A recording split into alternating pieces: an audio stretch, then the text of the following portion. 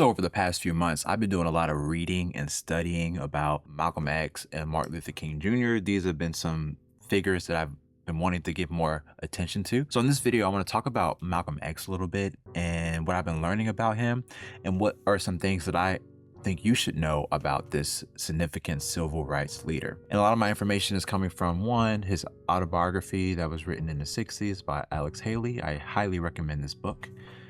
I'm also getting some of my information from James Cone's work on Martin, Malcolm, and America. These two books have been really important for my understanding of these two leaders. So the first thing you should know about Malcolm X is that his dad was a Christian pastor who was murdered brutally. Throughout Malcolm X's speeches and his words, you can hear him criticizing Christianity. And I think there's a variety of reasons why he's doing that. But I think an important reason is that his dad was a Christian pastor. And even as he would hear sermons growing up, he would struggle with those sermons and not really understand how that they connected to his lived experience. And when his dad was brutally murdered, I'm sure that didn't help his view of Christianity. So that's something that important to recognize. I think we are who we are because of where we come from. And I think Malcolm X, one of the reasons why he was so against Christianity because his dad was a Christian. And, there's various reasons why someone might want to go against what their dad taught them. And I think one of those reasons is because he wasn't convinced that the Christianity that his dad taught was speaking to his lived experience. And I think that's a valid critique of the Christian faith. Something else you should know is that he found religion while he was in prison. So Malcolm X spent, I think, about 8 years or something like that in prison. He went through a period of where he was committing a lot of different crimes, just around the wrong people. What he discovered in prison was Islam through the Nation of Islam, which was a black sect of Islam. The dots just started to connect with him. And Elijah Muhammad was very influential over his life for the next over a decade or so. And eventually they had a falling out. But when he was in prison, he discovered Elijah Muhammad.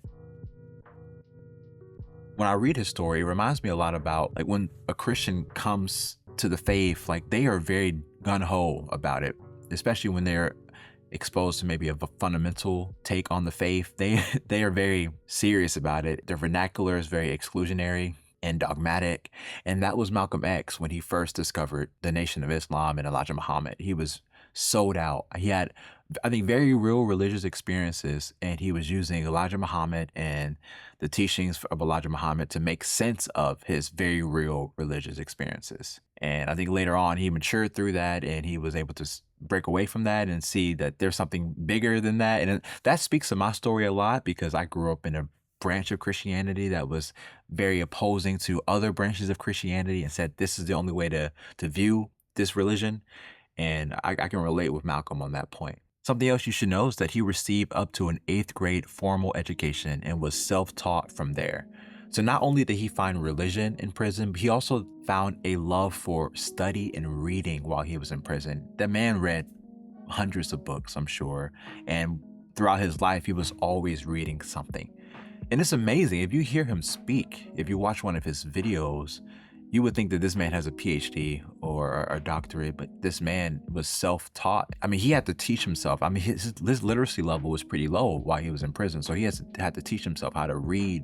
And he started by reading dictionaries, writing and copying dictionaries. I mean, it was very extensive what he was doing to teach himself how to learn. And of course, that shaped his views and his ability to be used in the civil rights movement. Something else you should know about Malcolm X is that he taught self-respect, self-determination, and self-love. He was a very important figure for the Black community because there are other leaders doing this, but his zeal and his vigor, his conviction that Black bodies have worth, that is inherent, that's not dependent on any other factor, and that could be embraced and believed regardless of where the Black body is residing or the circumstances of the Black body. That was a very important thing for the Black community in his context to hear. And I think for him to hear first and foremost that, hey, I have worth. What we usually hear about him is that he taught hate, and that's it. We just hear that he taught hate. But for the Black community, especially, he wanted the Black community to know that you are worthy, you have value, despite what you're hearing. Something else about him is that he taught an eye for an eye and self-defense, not terroristic hate. When you're hearing his words, when you read his words, when you dissect what he's saying, there's always emotion in there because of the anger that he feels about the plight of the Black individual and the country. He was strong about how he talked about these things. But if you pay attention, he's talking about an eye for an eye in self-defense. As a Christian, I find eye for an eye problematic, but it makes sense to me that someone that is not convinced of the spirituality of Christ, it makes sense that they would think like that. Like, you hit me, I'm going to hit you back type of thing. This is not just terroristic hate. It's not violence for the sake of violence. It is violence in retaliation to the violence being thrusted upon you. Like, this is what he taught. And it's important to make that distinction. Dr. King had some valid critiques of his approach. Dr. King's perspective was, no, the Black race is a minority. So for a minority to raise up arms against the majority is not smart. That's not a way to deal with the issues at hand. So that's why Dr. King was so adamant about nonviolence, and not just because of that logic, but because he was convinced that this was the way of Christ, and he was a preacher first and foremost. So that's Dr. King. But Malcolm X did not see it that way. Something else you should know about Malcolm X is that he had a lot of respect for Dr. King despite their disagreements on methods. So they both had a similar objective. They wanted to liberate the Black American. That was their goal. For Malcolm X, it was by any means necessary. But for Dr. King, it was through nonviolent resistance. And so they had a disagreement about the methods. How do we go about liberating the Black American? That was the issue. And even though they saw things differently, they had a lot of respect for each other. They only met each other one time. This picture that I have back here, that is a picture of their meeting in Washington. I think it was 1963 or 64. It was during some type of legislative meeting. They were both there. They had a brief meeting. That was the only time they met in person. But of course, they engaged with each other, and they would talk about each other in interviews, kind of talk over each other. And Malcolm X even invited Dr. King to come and have a debate with him. But Dr. King didn't accept that for whatever reason. But towards the end of Malcolm X's life, it was very clear that he was trying to be on the same team as Dr. King, and not that he's just disregarding his by any means necessary approach, but he was also mindful that, hey, there's other ways to approach the civil rights issue. Like, that's the conclusion that he came to on his own towards the end of his life. He still stood by his way of combating the injustices of his time, but he also recognized, hey, there are other ways to do this, which is why I think his respect for Dr. King grew towards the end of his life. And the same thing was true for Dr. King. He had a respect for Malcolm X as well. And after Malcolm X was killed, he called Malcolm X's wife and showed respect and offered his hand in anything that she might have needed during that time of grieving. Something else you need to know about Malcolm X is that he was an excellent debater and orator. If you go and Google one of his debates and his discussions, this man is just an excellent speaker and a powerful speaker. Once again, you might disagree with some of the things and the claims that he is making, but you can't deny the passion about what he's saying. You can't deny the conviction that he has for what he is saying. Something else you should know about Malcolm X is that he was extremely disciplined. I think this is one of my favorite character traits of him. He was very serious about what he thought, what he believed, his religion, his way of life. He was committed to it. And there's something funny in the film based on his life that was played by Denzel Washington and directed by Spike Lee. There's a part where the FBI were tapping his phones, and the same thing was happening for Dr. King.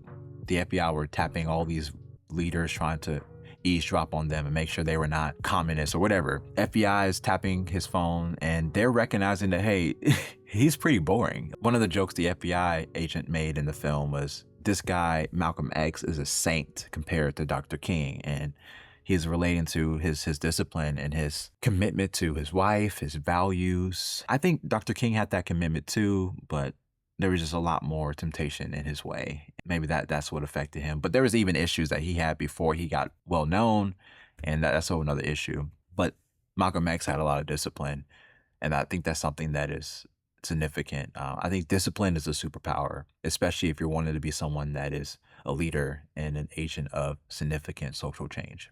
Something else you want to know about Malcolm X is that his worldview and political stances started to expand towards the end of his life. About a year before his life, he made a trip to Mecca, which is a significant location for those of the Muslim faith. And so he got to see that his religion and his community of faith was much bigger than he thought. And so he started to meet people that were white, that were all types of racial backgrounds, but still committed to the Muslim faith. And his ideas expanded. He couldn't just simply say that all white men were devils, and that's something he would often say. He had to open that up a little bit after making that trip to Mecca. And the same thing about his political stances. I mentioned this before, but before he was very against the like the nonviolent civil rights approach. So like when people would go in and they would sit in, like during the freedom fighters era, when they would sit in and sit at a lunch table to, or a lunch counter to resist like nonviolently, Malcolm X would criticize that. But towards the end of his life, he started to become more open to that and recognizing that, once again, there are various methods to reach the goal of liberating the Black American. And the most important thing you need to know about Malcolm X is that he is not the monster media portrayed him to be. So the media during his time, and also I think the media throughout history after his death, has portrayed this individual very simply, and it's been an oversimplification. So I think this is true for every leader that you might know about.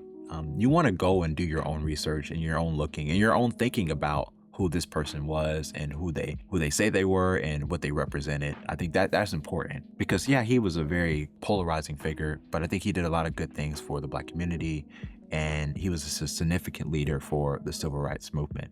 And something disappointing, like here's an example. I went to a civil rights museum the other day, and you see all this stuff about Dr. King and other political leaders, and then you have this one picture out of the thousands of pictures in this museum. You have this one picture about Malcolm X.